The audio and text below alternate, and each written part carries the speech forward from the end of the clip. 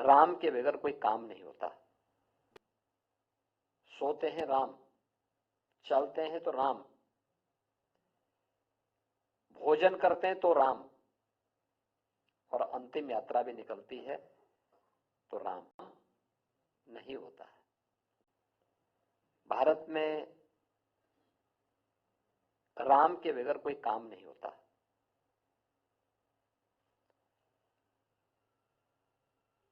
घर में कोई मांगलिक कार्यक्रम होता है, बच्चे का जन्म होता है, अखंड रामायण का पाठ।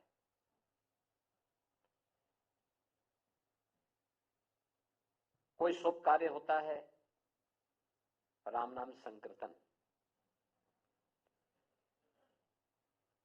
जगते हैं राम, सोते हैं राम, चलते हैं तो राम, भोजन करते हैं तो राम, और अंतिम यात्रा भी निकलती है तो राम। यानी भारतीय जीवन पद्धति में राम के बगैर कोई काम नहीं होता है। और दुनिया के अंदर अकेला उदाहरण है। लगभग 500 वर्षों तक कभी भी से राम जन्मभूमि का मुद्दा दबा नहीं।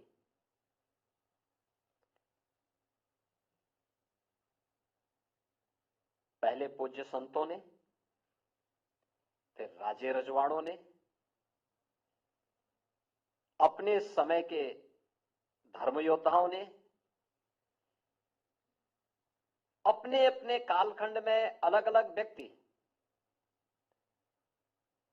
इसे अपना मुद्दा बना करके लड़ता रहा, भिड़ता रहा, बिना झुके, बिना रुके, बिना डिगे इस मिशन को लेकर के आगे बढ़ता रहा।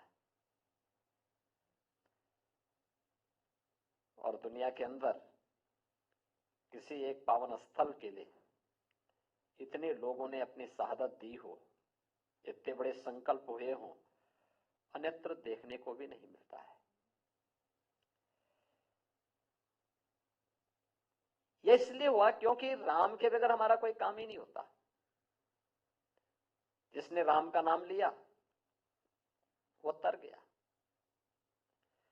उसके लिए महत्वपूर्ण नहीं कि वो दैवीय परंपरा में पैदा हुआ है या मनुष्य में या फिर किसी अधम योनि में।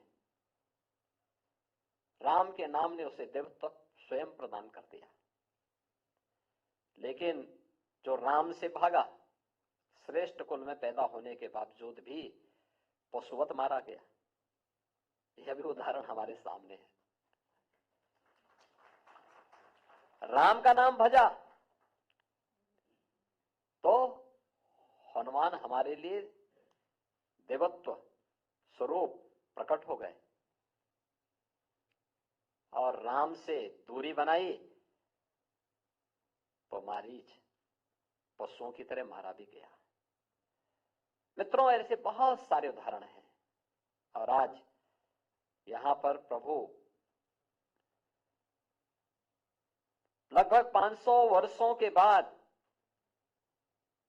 अपनी जन्मभूमि में, राम तो परमपिता परमेश्वर है,